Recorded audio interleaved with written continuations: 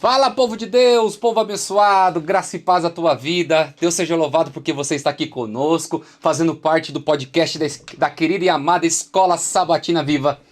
Que você venha ter um encontro com Deus, passar momentos especiais, refletindo na palavra do Senhor. E olha, este trimestre está sendo maravilhoso. A lição sobre o livro de Êxodo, escrita pelo Dr. Iris Moscala, um grande teólogo da Universidade Andrews, e tenha certeza que existem mensagens aqui que são extremamente contemporâneas para nós nos dias de hoje. E olha, você não pode ficar sem essa lição. Se você não fez a sua assinatura, nós estamos chegando no período do Maná, então você pode fazer a sua assinatura, você pode comprar a lição avulsa, mas você também pode baixar o aplicativo da lição de uma forma gratuita. Vai lá, baixa o aplicativo da lição da Escola Sabatina e não fique sem seu pão espiritual de todos os dias, porque o Senhor Jesus, Ele quer falar com você a todas as manhãs, tá bom? E nós estamos aqui no finalzinho aqui, e no meio de agosto. Se você ainda não nos deu aquela moralzinha, vai lá, filho de Deus, no YouTube, @PaulistaLeste. Clica no sininho e fique por dentro de todo o conteúdo da nossa querida e amada Associação Paulista Leste. E se quiser também nos seguir no Instagram, mips.apl. E você vai ficar por dentro de todo o conteúdo da nossa Escola Sabatina, tá bom? Não fique de fora, participe conosco. Divulgue para os seus queridos, para os seus amigos. Manda um recado até para tua sogra, filho de Deus. Tua sogra tem que ir para o céu também. Ajuda a gente a vencer na vida, a pregar a mensagem para toda criatura aqui na face dessa terra. Vamos lá, estamos aqui na lição 8 e eu quero chamar você a estar conosco no estudo. Mas antes eu quero te pedir, se você ainda não falou de onde nos assiste, escreva aí no chat. Pastor, estou assistindo vocês de tal lugar. Estamos recebendo mensagem de vários lugares do Brasil. O pessoal de Agricolândia, nós temos o pessoal lá do Piauí, nós temos o pessoal nos assistindo de Manaus, Acre, Rio Branco, nós temos pessoas que mandaram mensagem pra gente da Oceania. Eu nunca imaginava que estava passando em Sydney, nosso podcast. Pessoal da Europa, recebi mensagem do Japão. Eu nunca imaginava que o pessoal do Japão ia assistir a gente. Gente, Deus seja louvado. Coloca aí de onde você nos assiste. Nós vamos mandar um abraço para você, tá bom? E vamos aqui para a lição 8. Trouxe aqui pessoas maravilhosas, teólogos, quase doutores. Temos aqui o pastor Eduardo Machado, do distrito de Vila Ré. Muito obrigado, pastor. Que Deus te abençoe por estar aqui conosco. Manda um abraço pro teu povo aí, em nome do Senhor Jesus. Amém. Tudo bem, pastor Leonardo, pastor Douglas, amigos que estão com a gente aí conectados no podcast. Deus abençoe a todos vocês e a nós o estudo dessa lição preciosa que está sendo. Um beijo, um abraço apertado para minha turma lá de Vila Ré, aquele povo maravilhoso. Temos aqui o pastor Douglas, diretamente do distrito dos irmãos hispanos, mis hermanos hispanos, né? Muito obrigado por estar aqui conosco. Foi pastor do Carrãozinho, né? Sim. E agora está no distrito hispano da Associação Paulista Leste. Você toma conta de 5 igrejas, né, pastor? Correto. E vindo uma sexta agora no final do ano, mais um presente de Deus. Amém. Deus seja louvado pela tua vida, pelo teu ministério. Manda um abraço para os seus queridos lá, em nome de Jesus. Obrigado. Pastor, muito obrigado pelo convite. É uma alegria poder estar aqui. Gostaria de mandar um abraço para minha esposa, para o meu filho. Também cumprimentar aqui o pastor Eduardo, uma bênção. E saludar nossos queridos hermanos da comunidade hispana. Que Deus pueda bendecir a cada um deles. Graças. Aqui é dom de línguas aí, tudo quanto é canto, né, Pastor Douglas é um pastor muito esforçado que nós temos aqui na Paulista Leste. Tá aí, morou na Bolívia, né, pastor? Sim, durante 5 anos. Tem o dom da língua ali, aprendeu. Legal. E agora tá colocando em prática aqui dentro do território brasileiro, né? Sim. Deus seja louvado por isso. Amém. Vamos lá para a lição número 8, Aliança no Sinai. Vamos fazer uma oração, pedir a bênção de Deus. Pastor Eduardo, pode orar para nós? Claro, vamos orar. Vamos. Você que está aí também na sua casa, onde quer que você esteja, vamos orar juntos. Obrigado, Senhor, pela oportunidade que nós temos de juntos estudar a Tua Palavra de forma organizada, sistemática, através do estudo da lição da Escola Sabatina. Amém. Tem sido uma grande bênção para todos os irmãos da nossa igreja ao longo do mundo inteiro.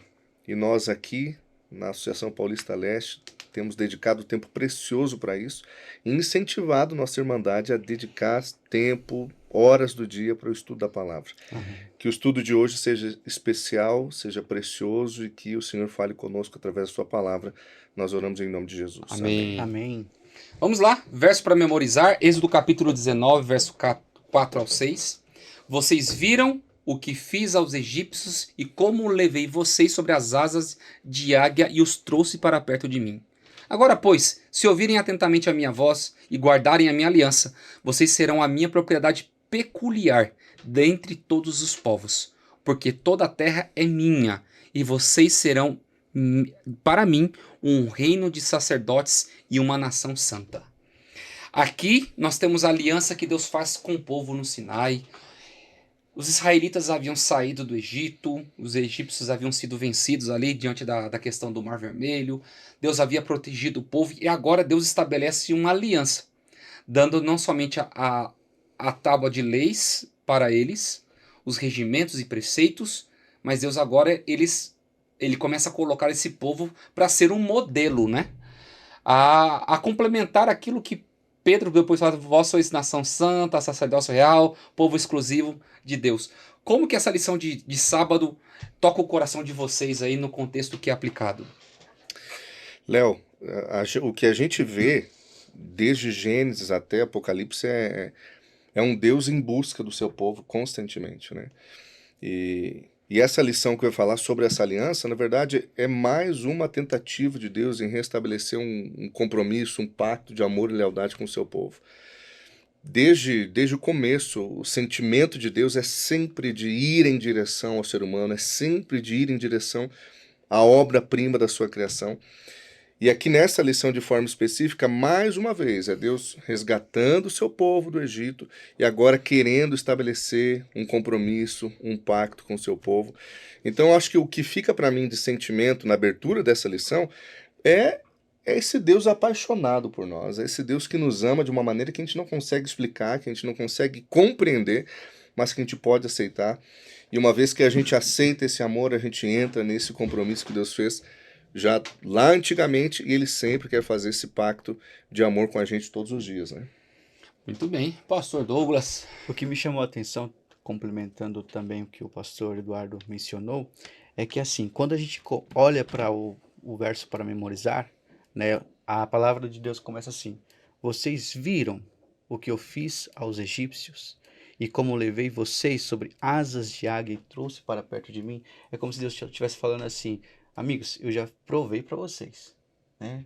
Diante dos egípcios, diante de vocês, o carinho que eu trouxe para vocês. Quando ele menciona isso com águias, asas de águias, né? Aquele cuidado que ele quer ter com o povo dele, ele fala assim: agora o que eu quero de vocês é que vocês se aproximem mais de mim. Então, como se fosse Deus já provando para o povo o que ele está disposto a fazer por cada um de nós, né? E aí traz essa menção que o pastor mencionou de se achegar a perto de Deus sempre dar o primeiro passo, de ele fazer tudo e simplesmente nós temos que dizer: Senhor, nós temos que só se aproximar dele. Né? Muito interessante isso, essa parte da lição. E é onde nós entramos aí desse cuidado de Deus, ele começa a chamar o povo para um local para ele poder dar agora as suas orientações. Leva o povo de Israel para o Monte Sinai. Foram ali quase 2 meses para poder chegar.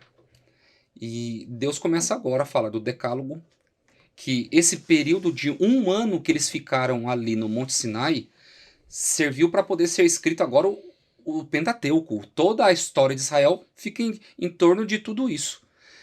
E diante do Monte Sinai, o que mostra para vocês aí o sentido de Deus para com esse povo? O que a gente pode absorver da história de domingo para nós trazermos aqui para os nossos professores, nossos alunos? Léo, Deus prometeu fazer algo com os israelitas muito especial. Aquilo que você disse que Pedro vai falar lá no Novo Testamento, no livro de Êxodo, a gente vai encontrar Deus assim colocando as partes, aquilo que ele tinha para entregar dentro desse pacto, dentro desse compromisso, né? E é muito bacana, o pastor Douglas estava falando do verso para memorizar, daquilo que Deus fez e promete fazer por nós. E Deus, em alguns momentos, né, quando a gente lê no português aqui, dá uma impressão assim de um Deus possessivo, mas absolutamente não é. Porque ele está dizendo assim, é como aquele amor quando eu digo assim, quando eu falo do meu filho, quando eu falo da minha filha. Deus está querendo dizer o seguinte: eu não quero um povo qualquer, eu quero um povo para receber o meu nome. Eu quero um povo para que eu possa chamar de meu. Eu quero um povo que possa receber a minha identidade, que tenha as minhas digitais. Eu quero realmente um povo diferente. E ele promete isso. Ele diz assim: vocês vão ser o meu tesouro especial. Vocês vão ser um reino, uma nação de sacerdotes. Vocês vão ser uma nação santa, o que a gente vai ver depois lá no Novo Testamento. Então, é tremendo o conjunto de coisas que acontecem no Sinai, num período de um ano. Antes, depois também tem acontecimentos bem especiais. Mas aquele período ali foi de uma formação, foi quase que de uma imersão naquilo que Deus queria que eles fossem. Transmissão de identidade, transmissão de valores. Você vê agora eles. Se você parar para pensar um pouquinho, por exemplo, muita gente que estava no Egito são pessoas que nasceram no Egito, viveram a vida inteira no Egito, e quando eles saem, eles têm pouca consciência, talvez, da religião original deles, de modo que existem muitos teólogos que vão dizer o seguinte: a religião original do povo hebreu, quando sai do Egito, são as religiões egípcias, não é a religião do Deus de Israel. Então Deus precisa ensinar para eles, Deus precisa fazer uma imersão neles para que eles pudessem, de fato, compreender agora o que é que Deus queria, qual era o plano, de onde Deus tirou, como o pastor falou, e aonde Deus queria levá-los, né? Outra coisa interessante também, como eu estava mencionando, né, que Deus ele sempre tomou a iniciativa. E a lição de domingo, ela mostra isso. Né? Aqui na lição ela fala assim, ó, Deus tomou a iniciativa e estabeleceu a aliança entre ele e Israel. Né? Só que aí tem uma condição. Qual é a condição? A obediência. Né? Deus falou assim, olha, a partir de agora eu sou o Deus de vocês, eu quero que vocês sejam o povo santo, escolhido, separado, o tesouro, como o pastor mencionou, mas só que para isso tem uma condição, para que isso possa continuar. E qual é a condição? A condição é que vocês sejam o quê?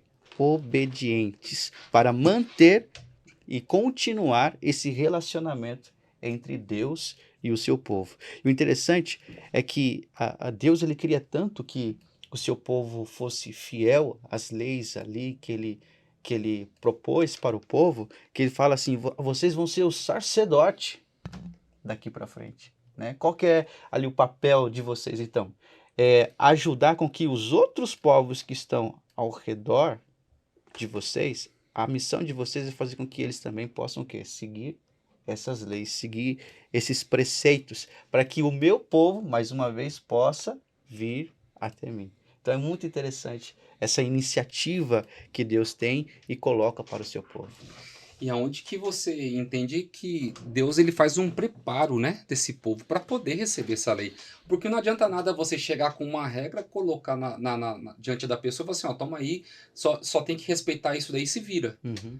Deus ele começa a fazer um preparo, chama o povo, começa a fazer uma aliança, começa a fazer um preparo espiritual. E eles começam a compreender o contexto, não de justiça, não de obrigação, mas de amor de Deus e em preocupação para com eles. A cultura egípcia havia se... nós temos uma expressão no interior de São Paulo que a gente fala, né? Entranhou no povo, né? Enraizou de uma forma tão grande que os princípios haviam sido colocados de lados. Ali estava tendo adultério, estava tendo roubo, estava tendo tudo quanto é tipo de coisas que não deveria estar dentro do meio do povo de Deus. E Deus ele coloca agora a regra, a lei, para falar assim, olha, eu quero ordem, eu quero decência e eu quero que vocês se protejam diante de tudo isso. Como que esse preparo de Deus foi importante para esse povo receber essa lei? Tudo isso que você falou, e é tremendo, porque eles trazem toda essa carga do Egito e eles levam isso para o deserto. Sim. E eles começam a viver, e se Deus não coloca a mão, eles vão viver no deserto da maneira como eles aprenderam a viver no Egito, né? E você falou sobre a carga de responsabilidade a partir do ponto de vista de obrigação que a gente às vezes tem, né? Que a gente, no tempo que a gente está vivendo, às vezes a gente tem, mas isso não é bíblico. esse compromisso com Deus a partir de um sentimento de obrigação não é bíblico. Quando Deus firma os primeiros pactos com o povo, não existe esse senso de obrigação. O que existe é a compreensão, como vai dizer na lição de domingo, na lição de segunda, é a compreensão de que é Deus quem nos santifica, que é Ele quem nos capacita para seguir a obra, para ser obedientes. No processo de santificação, a mão de Deus está muito, muito ligada. E aí você vai ver quando Deus vai entregar a lei, ele torna aquele momento extremamente solene, né? Ele não somente dá agora algumas primeiras orientações no que diz respeito a uma purificação externa ou exterior, mas ele dá uma demonstração de poder, de autoridade. Você vai ver ali em Êxodo 19, trovões, relâmpagos, uma espessa nuvem cobrindo o monte, né?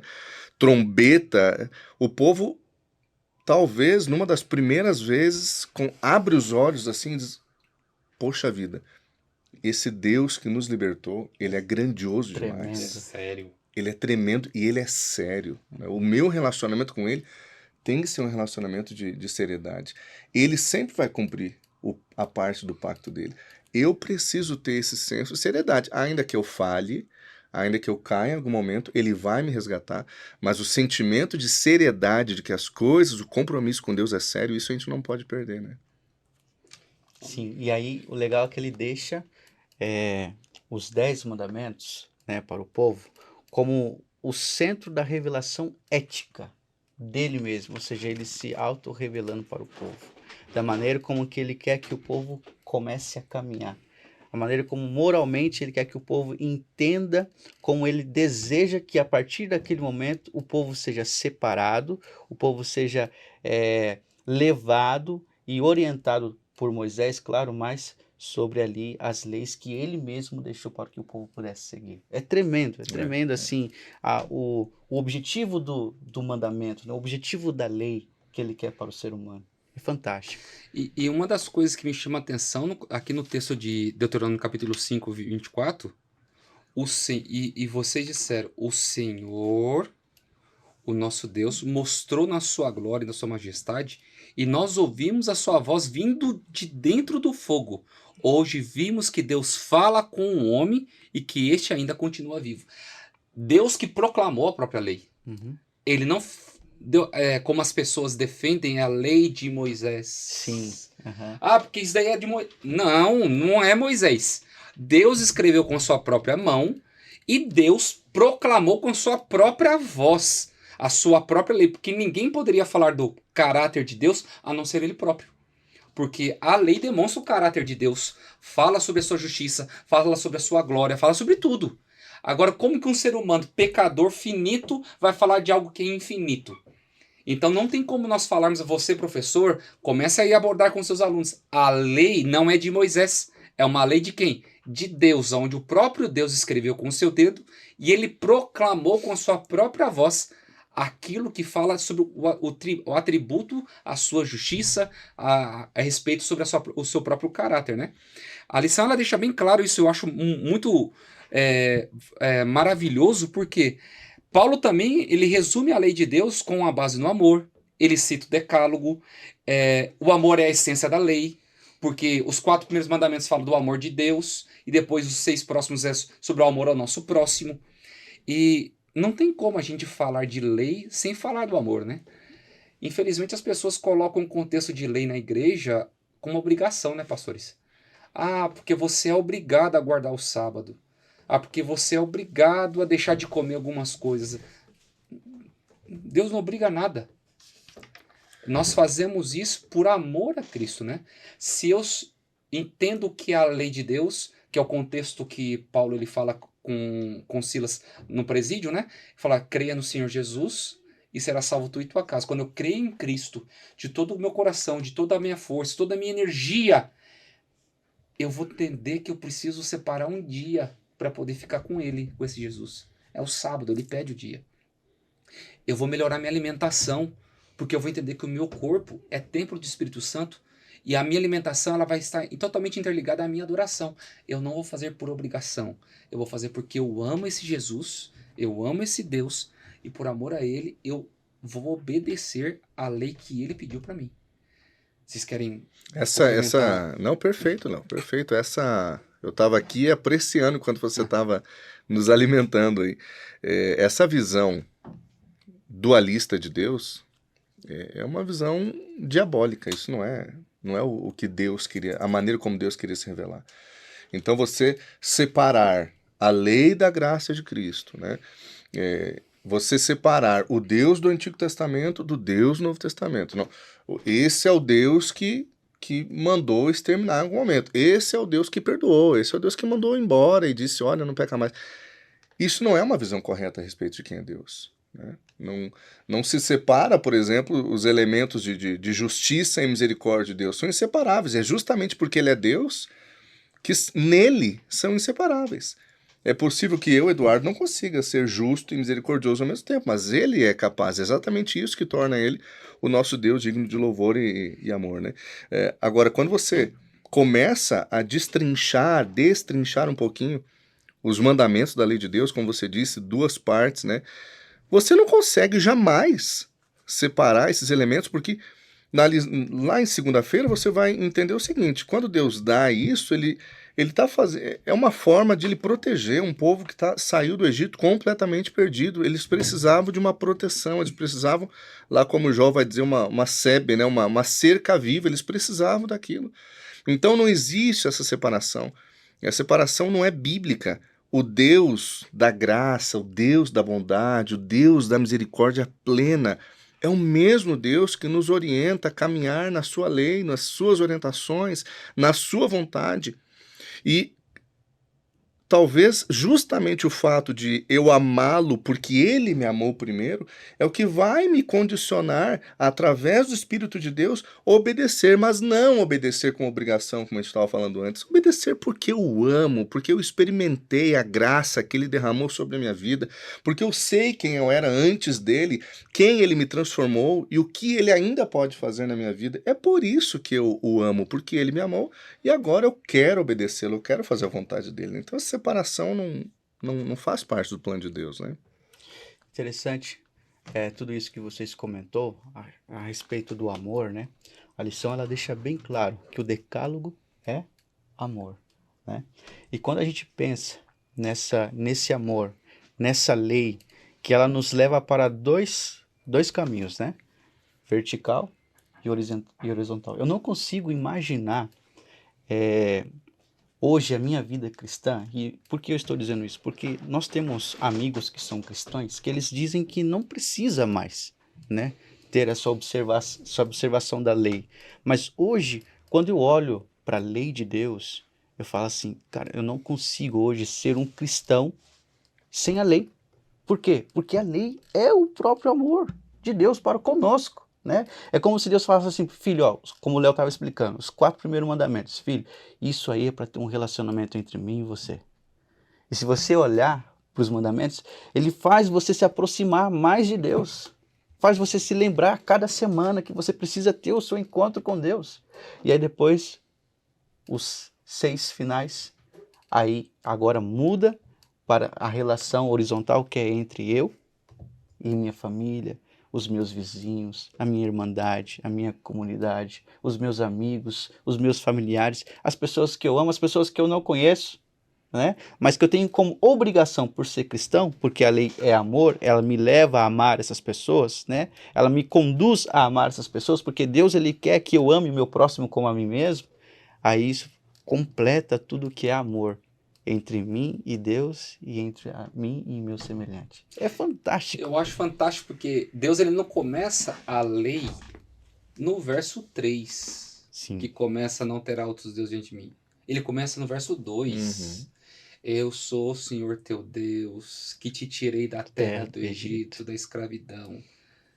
Ele começa agora a revelar o amor, a graça, o livramento que ele proporcionou àquele povo para que eles pudessem sentir o mesmo amor através da lei. Infelizmente, às vezes, nós ensinamos o lado da lei para as pessoas do lado errado. A gente ensina mais pelo fator obrigação do não do que na essência, né? Porque às vezes nós fomos ensinados errados também. Se eu for perguntar aqui sobre a guarda do sábado para o pastor Eduardo, para o pastor Douglas, eles vão ter um vislumbre completamente diferente das vezes do que eu penso. Mas quer dizer que o que eu penso é o que está certo e que eles estão errados? Não. É a forma como a mensagem chegou no coração de vocês. Muito ligado à vivência, né? Cada um teve. Claro. E aonde que nós precisamos entender que Deus, ele não colocou a salvação diante do pensamento humano exclusivo como eu vou compreender. O pastor Douglas só pode ser salvo se for desse jeito. Não, ele vai ser salvo mediante o pensamento de Deus. Deus tem 1000 formas para poder nos salvar. Estou até limitando 1000 formas. São insondáveis as oportunidades. E diante de tudo isso, como que a gente pode levar para os nossos professores, para os nossos alunos, para as nossas duplas missionárias que estão aí nas unidades de ação, a mostrar que a lei não é obrigação, a essência dela é amor, e que nós temos que ensinar com carinho para as pessoas através da vivência e não através da obrigação. Como que a gente pode levar isso para amenizar esse contexto para as pessoas, pastor Eduardo? Mais uma vez, né, Léo, você vai ver a estratégia do inimigo de Deus de colocar esse elemento negativo na lei de Deus, né? Quando, na verdade, você olha para as funções da lei, talvez das principais funções que o Senhor estabeleceu, uma delas seja justamente levar as pessoas para que cheguem mais perto da graça e fazer com que elas reconheçam. A lição vai usar o exemplo do espelho aqui, que o espelho não tem a capacidade de limpar, de purificar, mas ele tem a capacidade de mostrar. Uma vez que ele mostrou, e a lei existe para isso, para que eu possa entender quão longe, quão perto eu estou de Deus e quanto preciso da sua graça restaurando a minha vida. Então, tem uma palavra que eu achei muito interessante aqui, que é a palavra que Paulo vai usar em Gálatas 3, né? Quando ele fala sobre a lei, ele usa aqui uma expressão que pode ser traduzida por guardião, tutor, em outras traduções a palavra aio, né? Então, a lei, ela compreende qual é o seu papel biblicamente, ela sabe que ela não salva. E é justamente nesse ponto que Paulo, que é um dos grandes teólogos do Novo Testamento, ele vai dizer o seguinte: a lei nada mais é do que um pedagogos, do que um pedagogo. E o pedagogo faz o quê? Ele vai levar até o conhecimento, ele vai levar a pessoa até encontrar a solução para os seus problemas, mas ela em si não tem a solução. Então eu acho maravilhoso que o pastor Douglas estava falando aqui da experiência, da vivência em relação à lei. Uma vez que eu experimentei a salvação em Cristo, eu acho que aqui fica um ponto bem importante para a gente aqui, para os amigos que estão em casa, refletirem na sua jornada. Se a lei é tão pesada para mim, se a lei é um fardo tão difícil de ser carregado, será que não há um problema na minha compreensão em quem é Cristo, na graça de Cristo? Será que eu não preciso voltar alguns passos na minha caminhada com Deus e reencontrar o Senhor? Porque a Bíblia vai dizer que na vida daqueles que amam a Deus, que foram salvos por Jesus, obedecer é um privilégio. A obediência é por amor. Então, se tem se tornado na minha vida um peso tão difícil de carregar, será que eu não preciso voltar a algumas casas no tabuleiro da vida para encontrar qual foi o ponto que talvez eu não tenha olhado para Cristo da maneira como ele verdadeiramente se revelou para mim? E aí sim, encontrando a Cristo, aí eu sou habilitado pelo Espírito a viver uma vida de obediência por amor, né? Muito bem. O que eu acho legal aqui da lição, que ela apresenta duas partes que a lei também cumpre para nós. A primeira é que a lição ela mostra que a lei ela é um cerco. Tipo assim, ela te protege. Entende? Vamos supor, ela te protege da morte eterna. Ela te protege de falsas doutrinas.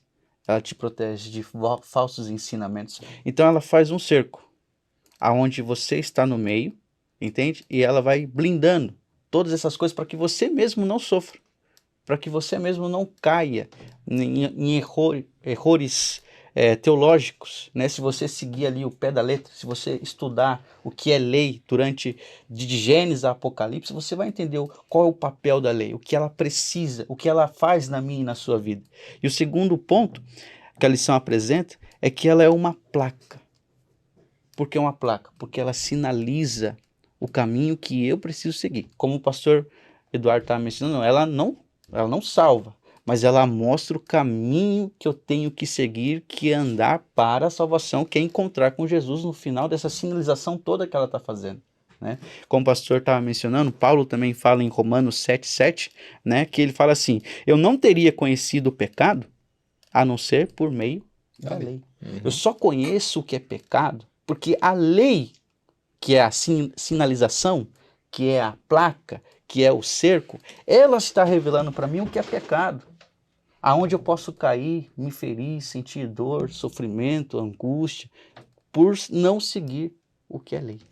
Então, assim, a lei ela tem esses dois papéis, tem essa do espelho também, como o pastor mencionou, ela não limpa, mas ela mostra o caminho, a placa, o cerco e o que é pecado, e o que eu e você precisamos mudar. E é onde que nós vemos na parte de quarta-feira que as diferentes funções, a lei, ela é algo positivo para a nossa vida, sim. não é negativo.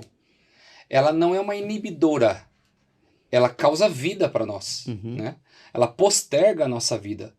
E quando eu olho para isso, eu vejo que a lei nos ajuda a ficar longe do mal e nos concede sabedoria, entendimento, saúde, prosperidade e paz, de acordo com Deuteronômio. Que é o cerco. Isso daí.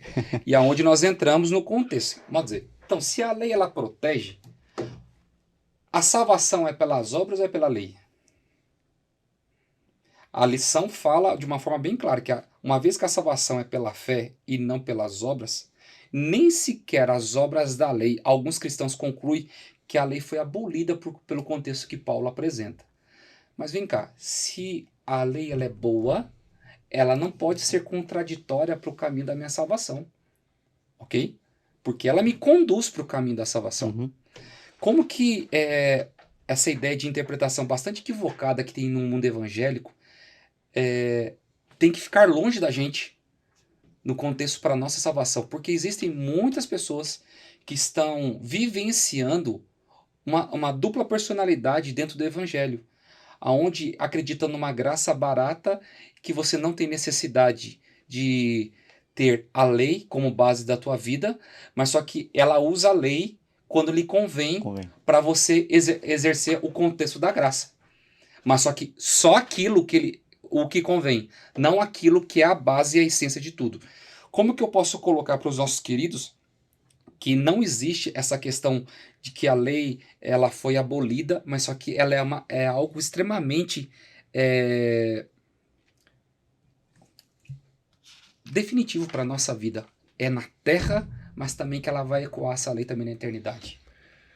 Pastor, você vai encontrar muito desse discurso abolicionista em relação à lei, mas não em relação a todos os mandamentos. Né? São alguns mandamentos específicos que fazem parte desse discurso. Né? Eu acho que tem que ficar claro para nós, para os ouvintes, porque esse conceito é bíblico, só há salvação em Cristo Jesus, nos méritos dele. Não há nada fora de Cristo que possa me salvar. Mas eu vejo, e essa é a minha perspectiva, eu vejo Cristo no centro da salvação. A lei, antes talvez de eu encontrar a Cristo, a lei vai me dizer aonde eu estou falhando e por que razões eu preciso de Cristo, né? Eu sou um pecador, eu cometo pecados diariamente, eu preciso, a minha necessidade de Cristo. Mas então a lei não tem o papel apenas antes de conhecer a Cristo, antes de encontrar a Cristo, mas depois de encontrar a Cristo, a lei agora continua me apontando os erros e as falhas, mas ela tem um aspecto tão positivo que é me direcionar e me aproximar mais do caráter de Cristo. Então agora a lei não vai apenas mais me apontar como se ela estivesse me acusando de onde estão as minhas falhas, mas ela vai, como resposta ao que Cristo fez, através da capacitação do Espírito na nossa vida, nós vamos desejar obedecer à lei. Então eu fui salvo por Jesus porque eu vi quão longe talvez eu estava do caminho dele. Agora eu quero viver no seu caminho, então eu quero viver em obediência, eu quero ser fiel aos mandamentos porque eu fui salvo, não para eu ser salvo. E quando eu olho a lei antes de Cristo, eu olho ela apenas me apontando os erros. Eu olho apenas a lei me dizendo aonde eu estou errado. Não há nenhum procedimento salvífico na lei. Então eu chego a Cristo agora que eu fui salvo por Jesus, agora sim. agora eu quero obedecer. Por quê? Porque eu fui salvo, não para eu ser salvo. E há uma diferença enorme nessas duas expressões, né? Vamos lá. Interessante tudo que o pastor Eduardo mencionou. E só para colocar aqui um comentário a respeito desse tema, eu fico muito triste quando eu vejo que algumas pessoas, né, alguns amigos cristãos, eles olham para nós e falam assim: não, você não precisa mais seguir isso, você não precisa mais guardar isso, porque isso já está no Antigo Testamento, já está lá, já foi abolido e acabou. Agora nós somos. Era para os judeus, Era né? para os judeus, agora nós somos salvos pela graça, né? E aí o que me deixa triste, sabe o que é? É que a lei foi uma estratégia divina para mostrar para nós, como o pastor mencionou, aonde nós estamos errando, mas também mostrando para nós a quem devemos recorrer. Entende? Quem é o advogado que essa lei está dizendo que eu estou errado, que eu estou me equivocando, mas quem ela também aponta a qual advogado eu tenho que ir atrás, que eu tenho que contratar, que eu tenho que ir atrás dele para que eu possa ser livre do que a lei está me condenando. Entende? E quando eu não tenho essa perspectiva de que a lei também ela mostra o erro, mas ela mostra a solução. Entende? Ela mostra o erro para mim e para você, mas automaticamente já está dizendo assim para você: mas tem a solução. Fique calmo. E a salvação é Cristo Jesus, como nosso advogado. E Ele é o que nos defende. Então, para mim é tristeza quando eu vejo pessoas dizendo assim: a lei não precisa mais ser guardada, a lei foi abolida.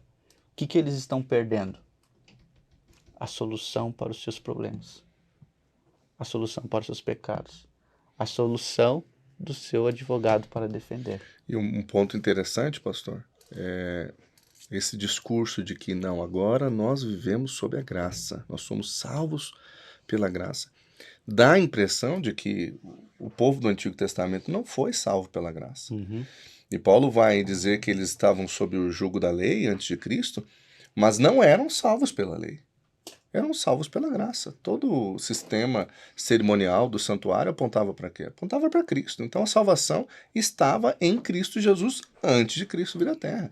Então, não, agora estamos... Então antes não estávamos pela graça? Sempre estivemos pela graça e estaremos até Jesus voltar. Até Jesus voltar, exatamente. E onde nós vamos encerrando aqui na parte de quinta-feira, a lição, a lei como promessa de Deus, Ellen White ela escreve assim que os 10 mandamentos são 10 promessas. Não são leis, é promessa.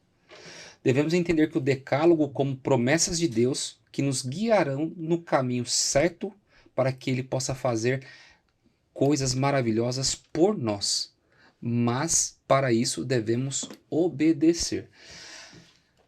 É dicotômico, né? Eles usarem o contexto de falar para falarem que a lei foi abolida, mas eles aceitam que adultério é pecado, Sim. que cobiça é pecado, que matar é pecado, não adorar ídolos é pecado, você adorar ídolos, não ter um único Deus. Eles aceitam todos os outros 9, só o quarto, né? Que enrosca, Basicamente é o quarto. enrosca a situação. E Tiago ele fala: aquele que tropeçar em um só ponto da lei se torna culpado de toda ela. Tem um comentário, Léo, do pastor Rodrigo Silva que eu acho muito interessante a respeito do sábado, né? Que ele fala assim: da mesma forma como os nossos amigos evangélicos acreditam que não se deve adorar outros deuses e ídolos, a mesma proporção que eles têm para julgar ou medir é o mesmo que eu tenho para o sábado. Entende? É muito fantástico esse comentário dele, né? Então, ou seja, eu guardo o sábado, os 10 mandamentos, da mesma maneira como eles acreditam que não deve adorar outros deuses, não deve adorar nada que tenha debaixo do céu e da terra, né? E é onde que nós terminamos com a lição, né? Que fala sobre basicamente isso, que é incorreto a gente afirmar que Cristo tenha invalidado a lei. E principalmente que ele tenha abolido. Porque quando nós vamos para Romanos capítulo 10, verso 4, 10, 5, né? 10, 4. que é a grande discussão deles, falando que o fim da lei é Cristo. Como que a gente pode terminar com essa questão aí, levar uma mensagem especial para os nossos professores e alunos aqui? Pastor Douglas, Pastor Eduardo, vocês já podem a gente terminar nesse contexto e dar uma mensagem final para o povo. Maravilha! Bom, que tempo precioso esse que nós passamos aqui estudando a palavra. A Bíblia vai apontar a Cristo como o fim da lei, não a partir da perspectiva de término, né? Mas a partir da perspectiva de um objetivo. Qual que era o objetivo? Era chegar a Cristo, né?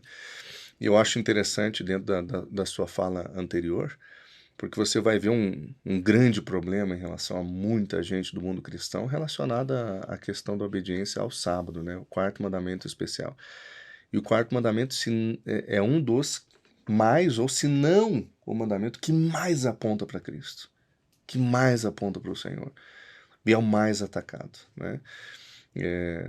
Alguns mandamentos você tem alguma justificativa, e o quarto mandamento, quando Deus dá uma justificativa, ele diz o seguinte: porque em 6 dias foi criado, né? Tudo foi criado. Então, é porque eu sou o Criador. Satanás eu imagino que tem uma birra enorme em relação a Cristo quando ele é colocado por nós como Criador. Porque ele é criatura também, né? Só Jesus é o Criador. Então, o sábado aponta justamente para isso. Então, eu vejo uma estratégia do inimigo de Deus em tentar de todas as formas combater e atrapalhar o povo de uma compreensão clara em relação a para onde que a lei está apontando, e é para Cristo, né? Eu acho que o convite que fica para todos nós é para que a gente saiba quem nós somos de verdade. Quem nós somos. Eu sou o Eduardo, eu sou filho de Deus, eu sou alguém que foi salvo, foi resgatado por Jesus para viver uma vida santa, de obediência, de consagração e de testemunho de quem Ele é até que Ele venha. Então, quando nós entendemos quem nós somos e quem é Deus, as coisas ficam muito mais fáceis de serem compreendidas, né? Então, que cada um de nós compreenda o seu papel diante do Senhor. Amém. Amém. Talvez, Léo, a mensagem que eu deixaria para os nossos professores ou os nossos amigos que estão nos acompanhando nesse dia é deles colocar assim, de uma maneira, de transmitir essa mensagem de tal maneira que as pessoas entendam o quanto a lei é importante para elas e a experiência que elas tiveram com essa lei, entendendo que a finalidade da lei, na verdade, é o propósito, o objetivo é se aproximar cada vez mais de Jesus. E é isso que talvez nós, como os cristãos, guardadores do sábado, guardadores dos mandamentos de Deus, talvez tenhamos pecado de não demonstrar da maneira correta como amar a lei. Porque como nós já mencionamos, a lei é amor. E nós precisamos demonstrar isso, que é uma alegria, que não é um peso, que não é um fardo, e que não foi abolida, mas sim algo que nós precisamos levar com muito carinho, com muito amor, para que outras pessoas experimentem o que hoje eu e você estamos saboreando. Muito bem.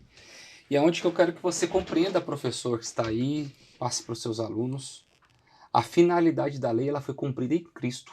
A finalidade não é o fim. E ali demonstra que a lei ela vai ser perpétua, porque Cristo ele aguardou e nos declarou justos através de tudo isso.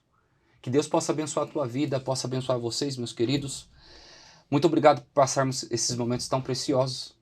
Podemos terminar com uma oração nesse momento? Pastor Douglas? Claro. Oremos. Senhor Deus que estás no céu, Pai querido, Pai de amor, obrigado, Senhor, pelo privilégio, pela alegria de poder estarmos aqui estudando a Tua palavra, estudando um assunto tão precioso e maravilhoso, Pai, aquele que o Senhor deixou para cada um de nós, para nos proteger, para nos guardar.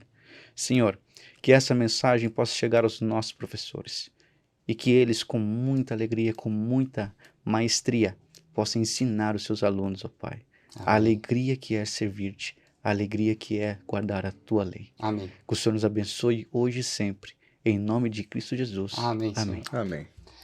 Muito bem, queridos, terminamos nosso programa mais uma vez. Que Deus te abençoe, que Deus te ilumine e te guarde. E se Deus quiser, estaremos aqui na próxima semana, porque é a vontade dele, é o desejo dele.